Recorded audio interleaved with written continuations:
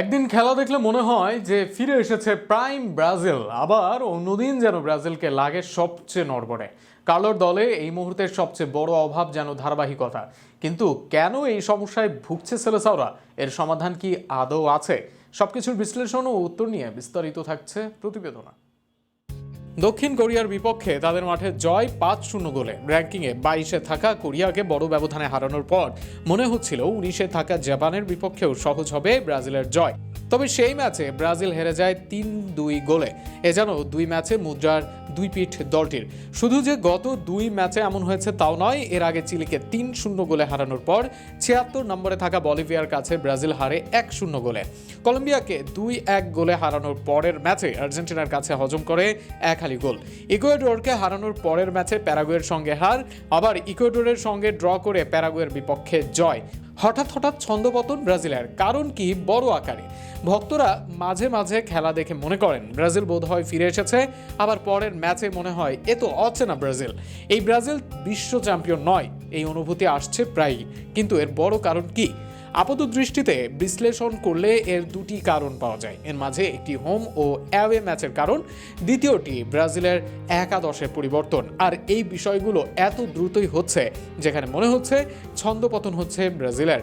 কার্লোর শুরুর ম্যাচ ছিল ইকুয়েডরের সঙ্গে, নিজের কোচিংয়ের শুরুর ম্যাচ।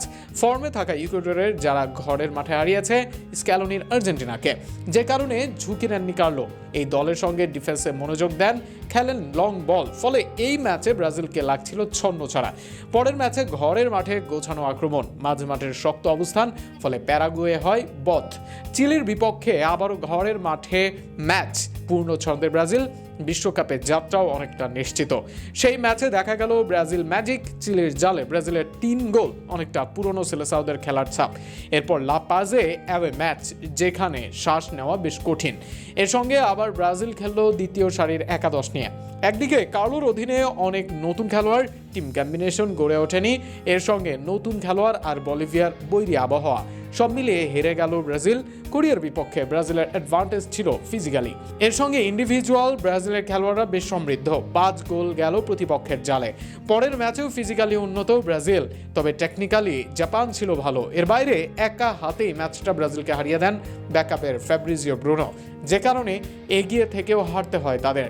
সব মিলিয়ে অন্য অনেকবারের তুলনায় ব্রাজিলের ছন্দ ভালো, আবার একদম টপ নচ নয়। তবে এখানেও ভুল আছে কার্লোর।